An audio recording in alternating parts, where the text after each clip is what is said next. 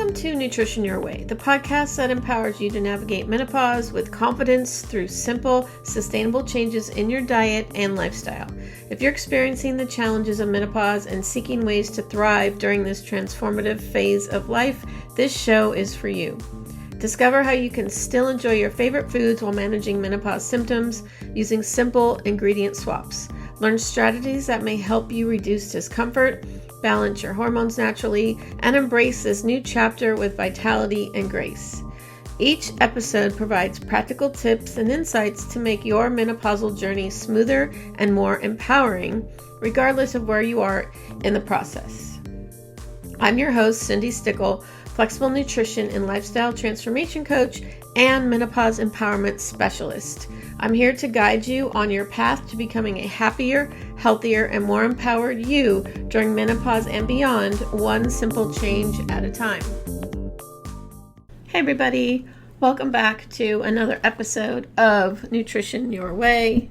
I am your host, Cindi, a functional nutrition practitioner and menopause specialist. This podcast is all about giving you real solutions to navigate menopause with confidence, clarity, and zero overwhelm, which is really important.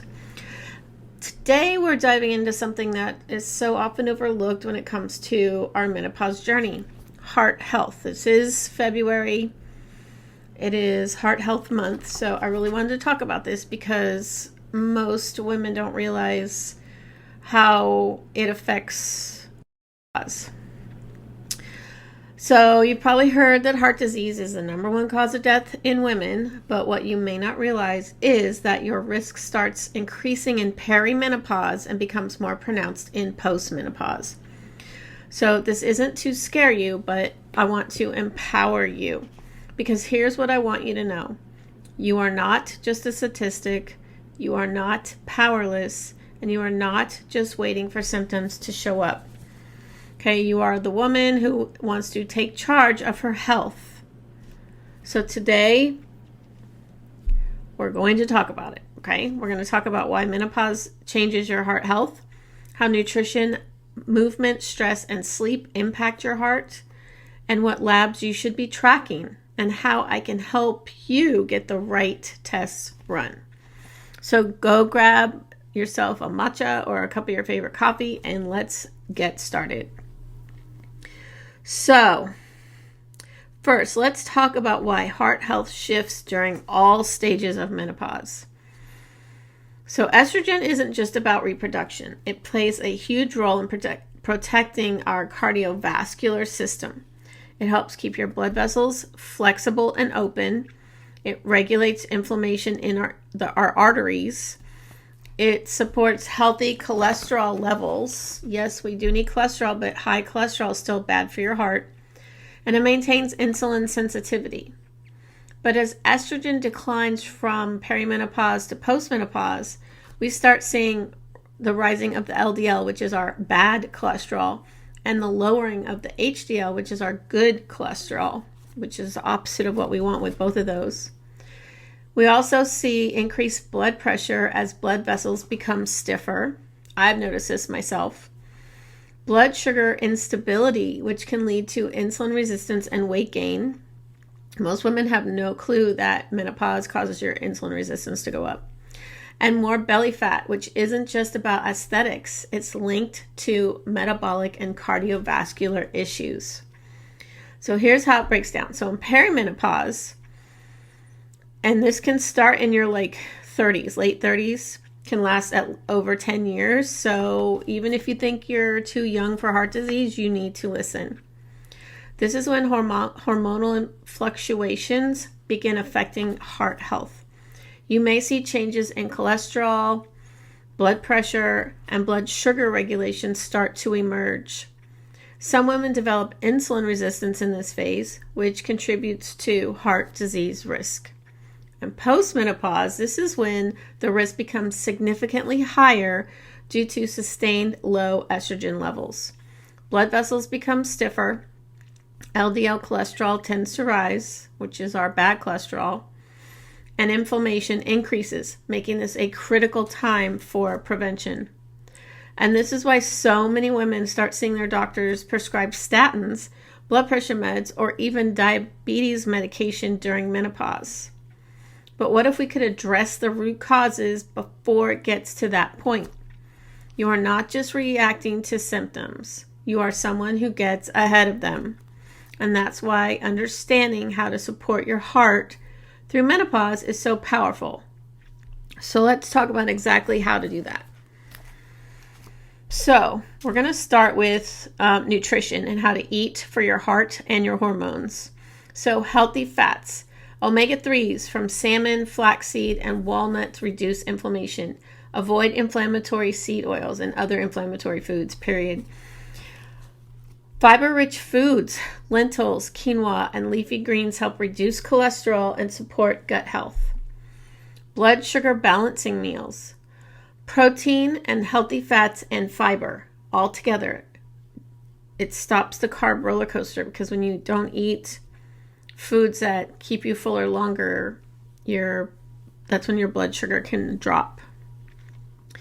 And avoid processed inflammatory foods. Packaged foods, refined sugars, and ultra-processed carbs put stress on your metabolism and heart. So remember, you're a woman who nourishes her body, not just feeds it. So the second thing is movement, and I'm talking about strength and cardio for a resilient heart. Strength training 2 to 3 times a week or more. I do 5 days a week. It increases insulin sensitivity. It protects bones and boosts metabolism. Daily walks, especially after meals. It helps regulate blood sugar and lower cortisol. So you could take your dog for a walk after you eat dinner.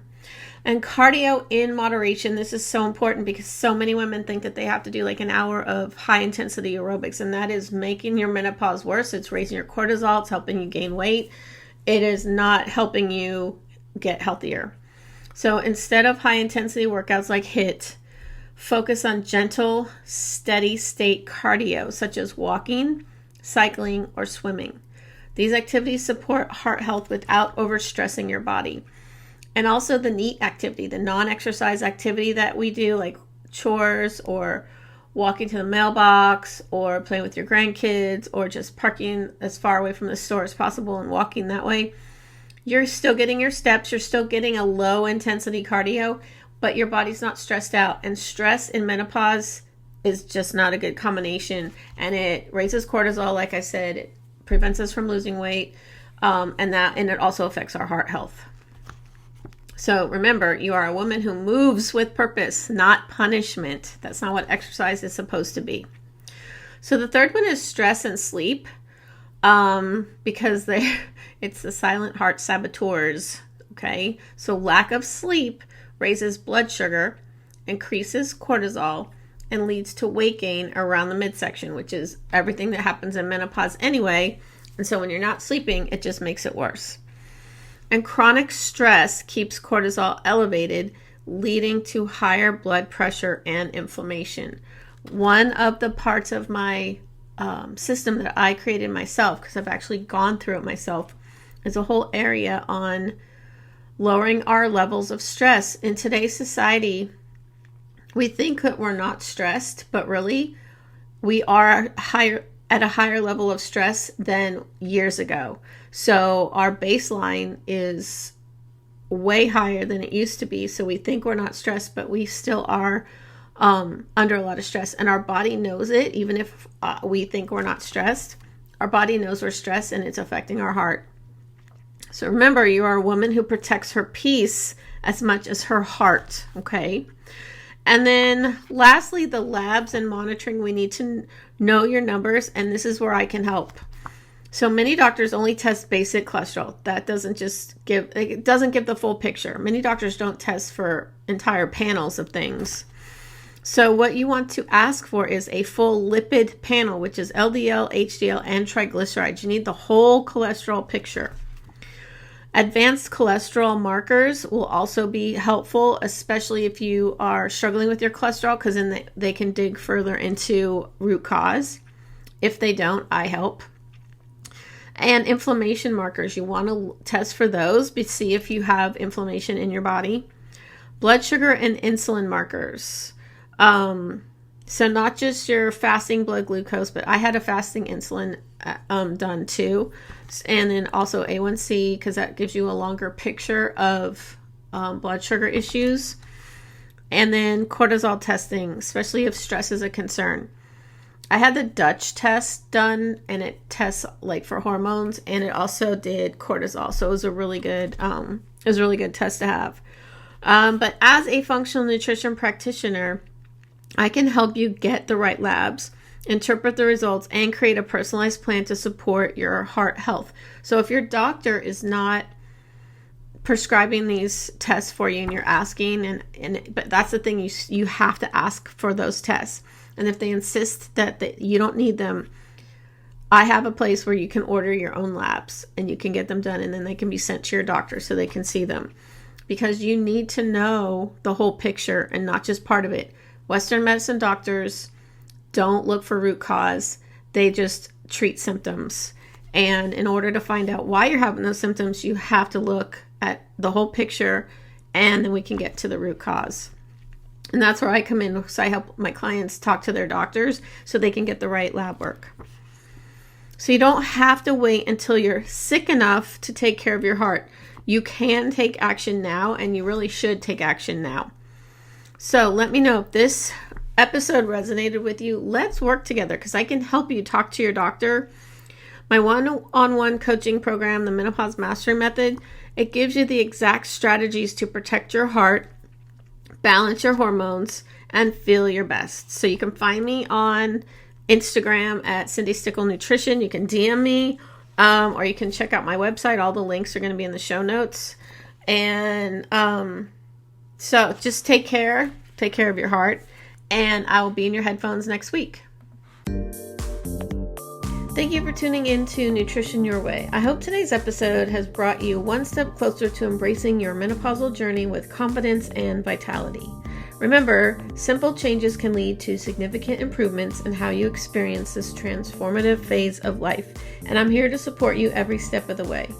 If you found value in this episode, please subscribe to the podcast so you never miss out on empowering tips and strategies for thriving during menopause. You can also connect with me on Instagram at Flexible Macronutrition, or visit my website, cindystickle.com, for more resources and personalized guidance on your menopause and nutrition journey. Until next time, keep making those small, sustainable changes, and know that a healthier, more vibrant you is within reach, no matter where you are in your menopause experience.